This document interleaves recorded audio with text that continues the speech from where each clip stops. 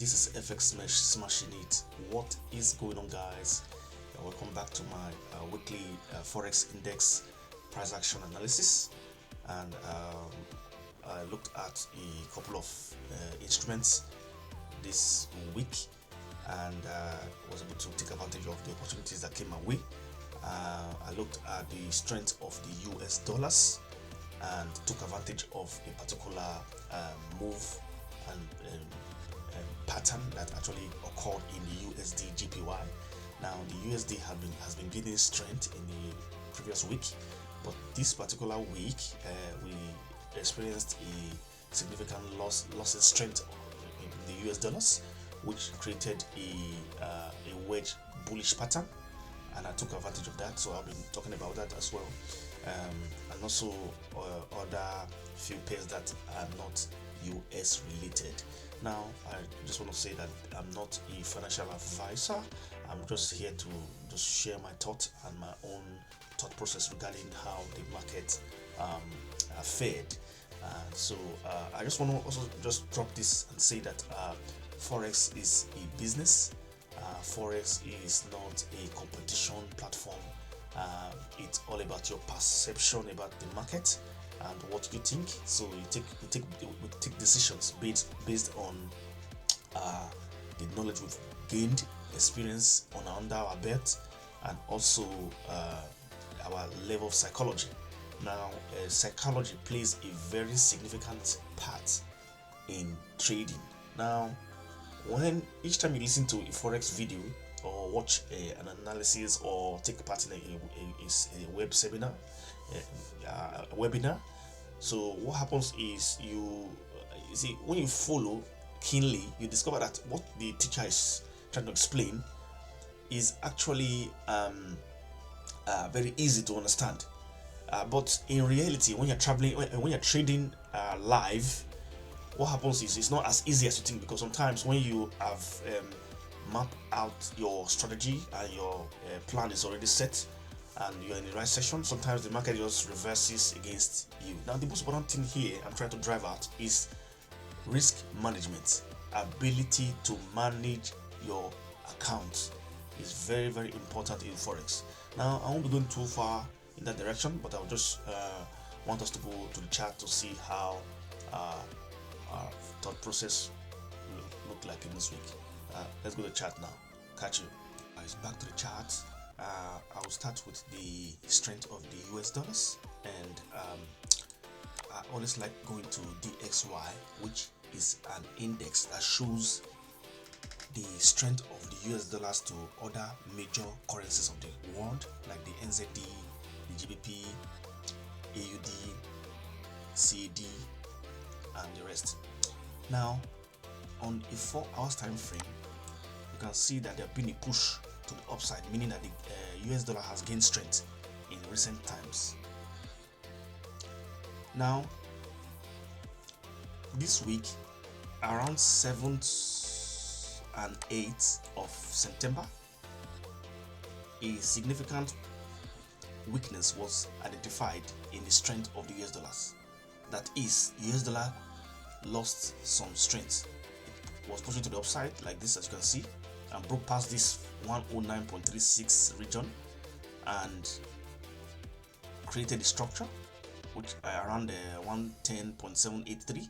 Then it started to push to the downside. You can see this trend line here, this white trend line here, is to show to what extent it became bearish, because it started it from this point. So when it's here, when it's still around here, we don't know if it's going to keep going like this, but all of a sudden it started pushing downwards, and that in turn, that loss in strength or in the US dollar also had a corresponding impact on other US pairs like the GBP USD and the NZD USD and all that. But I'm going to focus on the particular US instrument, which is the USD JPY, and I took advantage of that because let's go now to the USD JPY. Because of that loss in strength, I identified a pattern on a 15 minutes time frame. Let's go there now. Okay, yes, this was the particular pattern I identified. which was a, this is the gain, US dollar gaining strength, because US dollar is prefix. So each time this market is going up, it means that US dollar is gaining strength. Once it's going down, then it means the Japanese is gaining more strength, while the US dollar is gaining more weakness. Now, US dollar was gaining strength, while the Japanese was getting weak. It got to this point, it created a structure around 144.932. Then it started to tank down. Okay, they came up again a little bit, created a structure here as well, 144.559. Okay, then it continued to the downside and came to test this level. You see, now all this move from here like this was creating a wedge to the downside. Now this is what I am trying to explain. Sorry, this is what I'm trying to explain. A falling wedge, or something like a triangle, kind of a triangle or falling wedge, something like that.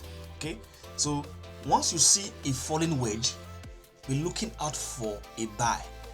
Once you see a falling wedge, be looking out for a buy. And you know what? You see this falling wedge, as it was falling. What I did was to identify the support. This is the support, and identify what? The resistance. This is the resistance. Okay.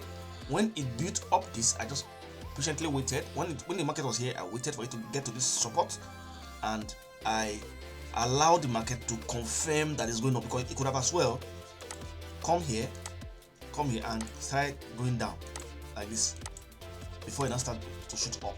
But because I didn't know exactly to what extent it's gonna go up or go down, so I had to wait, and you can see a consistent push of bullish candlestick to the upside, and I entered from this point after it has cleared this. What I was expecting to actually confirm this move was that I would expect, since this is structure here,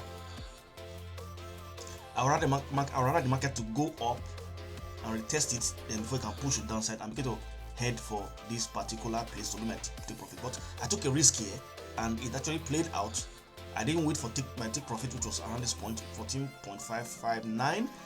I got out on this point. This point was let's see, I got out around here, 144.325. That was where I got out of the trade. And you know what?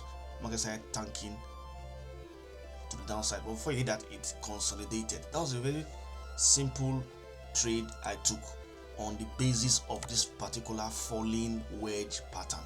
Now, patterns are very important in our trading because it helps us have a direction of where the market is going to be headed. Now, I would go to US 500. US 500, I took this particular trade, and I'll go to 4 hours time frame to show you exactly what it was. Now, on the 4 hours time frame, this particular US 500 is an index as well, and you can see it was in profit. Now, it came up. I took a screenshot of this particular pair when I entered, and it entered take profit, but it now came back to this particular entry point. Now I'll show you the screenshot I took on this, and you can see it. How did I arrive at this? Now, when I marked out the support and the resistance already, then the market was pushing to the downside as a result of the fact that break and retest was already occurring.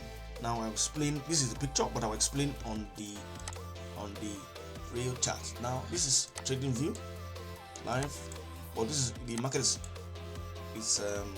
closed now. Market is closed now, but I'll just explain briefly what happened. Now you can see that the market now retested this level, broke this level, retested this level, and pushed to the downside significantly. Okay, then there was a pullback of that bearish trend. This is a pullback. Now the market pushed to the downside after a very long time from April. Remember, 4 hours: April, May, June, July. Between April, May, June, July, the market was bearish, and from around between mid-June and July, there was a push to the upside, and it created a structure here to test. It came to test this structure, this previous structure here. Okay, this structure here. So what I did was that I looked at the market. This was my idea. My idea was this: break, simple break and retest. The market came down this way, as this, okay, came up to test this level, test this level, right? Then after coming up to test that level, it is tanking, it started tanking down to the downside. So while it was around here, this point, I entered here. See it, break and retest. Break of this structure of this point and the retest of this structure. Once it got to this point and I started seeing it tanking to the downside, I knew definitely it's gonna go, it's gonna push down like this, because each time you see a very long impulse to whichever direction, whether it's down, but in this case it's down, and you see a long pullback, wait around this area to see if the market is going to give you more candlesticks to the upside. And once it's giving you a more bullish candlestick to the upside, just take a buy and go up. If it's good, since it did that downwards, I waited a little bit for it to come to this point, and I took my sell, and that's how I entered into profit. Now the market is still here, but I expect to push to the downside. I'm going to review this particular entry again and see how that went. And also I took, let me see what I took in the week as well. I took some Euro AUD. I took some, my take profit was here. I didn't want to go to, I intended this point to be my TP2. This is my TP1, TP2. Now Euro AUD 4 hours time frame, we can go there as well. This was my entry. I already entered before I even took the screenshot. So break, retest, you see the nice retest, and you can see once I started seeing candlesticks, bullish candlesticks consistently to the upside, 30 minutes bullish candlestick to the upside, and look at the wick under as well. I had an idea that this is going to be a buy, and I took my buy from here, and you can see that, and here I put here as my take profit, because I think I must have entered when it was not a London or US session. So that's what I do. I always like to scalp during Asian session, and you can see it hit TP. This is 4 hours. Remember, it's looking shorter, but I saw it from a 30 minutes. This is 30 minutes, and there I went into take profit. That was really a good trade, and you know, that was really beautiful trade there. You can see now, and also I think I'd also, yeah, Euro AUD, Euro AUD was what I traded. Then I also saw a beautiful, I think I lost this trade on gold. This was a very beautiful one, but I think I wasn't patient enough, because this one was quite a good one. Market came down here, broke past this structure and retested. I was supposed to wait for the market to show me a bullish candlestick to the downside here, just a complete a bullish candlestick to the downside here, then I would have taken a sell under. But since it didn't do that, I already entered, because I felt on the lower time frame that the market is going to push to the downside because of this impulse, push to the downside. But you know what happened? It turned up. This was a news that happened, and I ran into losses. Yeah, that's the reality of trading. Just know that you're going to have losses in one way or the other at some point in time. Now, thinking ahead for next week, let me just use the US 50, 500 rather, and I'll just explain as this. Now the market is clean. What I did was to first of all identify key levels with this yellow, this white line. This white line I drew on top here because of this structure here. I also identified this one as a structure as well, and also identified this one as a structure. This structure is also testing, it's also in line with this structure as well. So that's why I drew this line. So these three lines are very important. The three lines are defining this point: 4321.0, and also 4141.4, and also 3884.9. These points are very important. So what am I looking for? I'm looking for the market to just simply come up to this point, coming up to this point and see what's going to happen. If it come up and it breaks it and retests it, I'll be taking a buy to this 4321.0. That's what I'll be looking at for US 500. Or if it's going to go down, could be a good opportunity to sell as well. Once I see that the market is pushing to the downside, because it's already on the minor level, key level. So once I see wicks to the downside like this, I can take a sell. So that's very simple. Now let's go to GBP USD. GBP USD is also a pair that moves very fast. You can see that I already cleaned all my analysis, and you can see the market is set. It has been experiencing a bearish trend to the downside. Now, what am I expecting in the coming week is that I expect the market to push to the upside and retest this level, then up it goes. But that would be if the US dollar it continue to lose strength.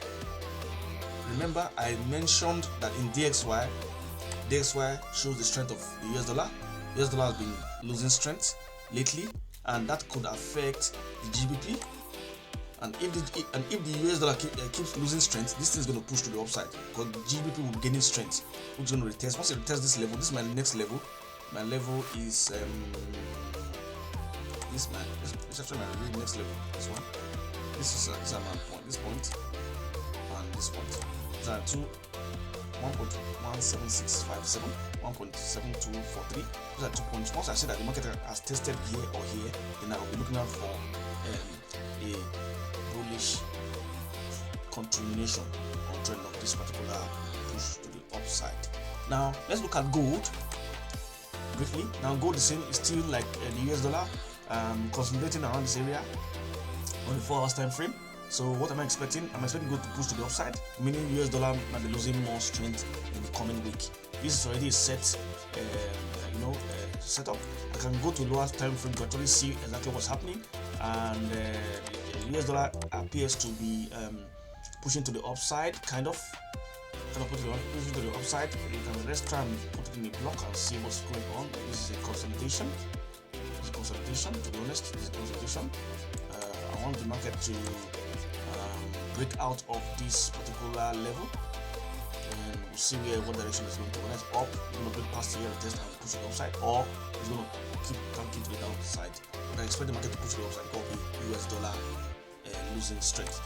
Now let's go to even the Euro USD as well. It's pushing to the upside. You can see the market pushed to the upside, went up, retested this level, pushed to the upside, came down again, retested this level, and we expect to push to the upside, where US dollar losing strength. So I think based on previous analysis, I see the US dollar losing strength. Now let's just touch the last indices like NAS 100. NAS 100, this particular pair, I think I lost this particular pair. What happened was I was expecting a push to the downside. The market was pushed to the downside. You can see this vast falling wedge pushing to the downside I created, and at this point in time, I don't know, I think I must have expected the market to push to the downside, but it was not in my favor. Now the market is pushing to the upside. Now what am I expecting? I'll look at the market from this particular perspective, where the market is going headed to the next key level.